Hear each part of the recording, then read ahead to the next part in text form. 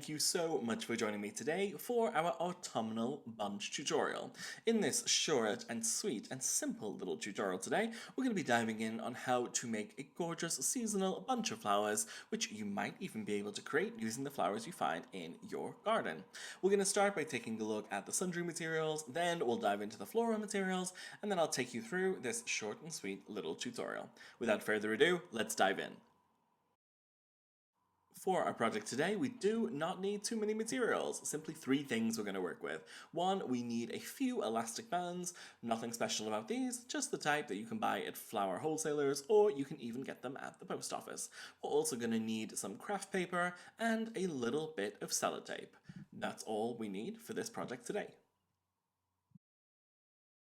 For our project today, we're going to be starting off with some Vienna copper chrysanthemum, some cotinus, Fifth Avenue rose, miscanthus and other grasses, helenium, and some Earl Grey roses too. However, for this project, you could use a selection of pretty much any flowers you wish. I think the key to a good bunch of flowers is a gorgeous selection of materials. Here we have our focal materials arranged towards the left and moving through to our secondary flowers in the middle, and then our tertiary materials and foliages towards the right of the screen. I've conditioned them a little, stripped off a little bit of the leaves from the very bottom of the stems, but then with that done, we're pretty much ready to begin bunching. I always like to begin with a big piece of foliage right in the center. I'm going to add in a little bit of texture using some grasses. This could also be other foliages at a different time of year, and a key focal flower. I'm going to use my biggest bloom, the Vienna copper chrysanthemum, and keep that right in the middle.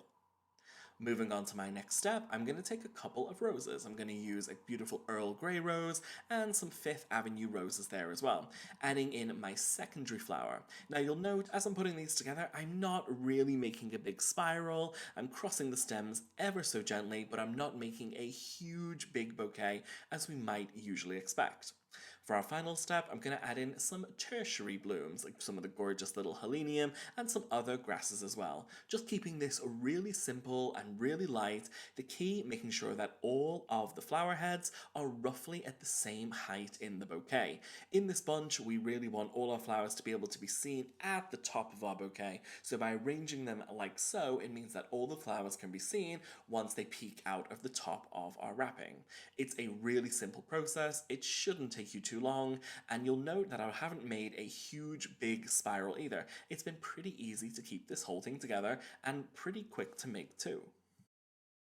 Once we've created our bunch, I'm going to take a single elastic band and I'm just going to grip it right next to the binding point of my stem. I'm going to wrap the band around a few times, as you can see here. 3 or 4 times should do the trick depending on the size of the elastic band. What this does is this will just bind those stems really tightly together, but if we want to make it even tighter, we can take that last little bit and then just extend the band towards the bottom, catching it on the bottom of the stems. That will make it even tighter and make sure that our bouquet or bunch is held beautifully and tightly together. Now for the final step of our process, I'm going to take a roll of craft paper. I'm going to roll it out so I have around 60 to 70 centimeters, and to begin I'm just going to fold up one corner as you can see here so I can kind of mark out a rough or a guesstimated square from which I can trim off the roll. I'm going to use a sharp pair of scissors to do this so I end up with one relatively square piece of craft paper right in the center that I can use to wrap my flowers with.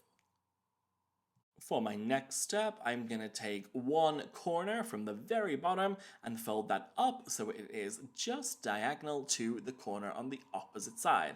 This creates what we call 4 peaks, as you can see here, 4 little triangles that will kind of map out the top of our piece of wrapping, with this long straight line at the bottom going to represent the bottom of our wrapping as we go.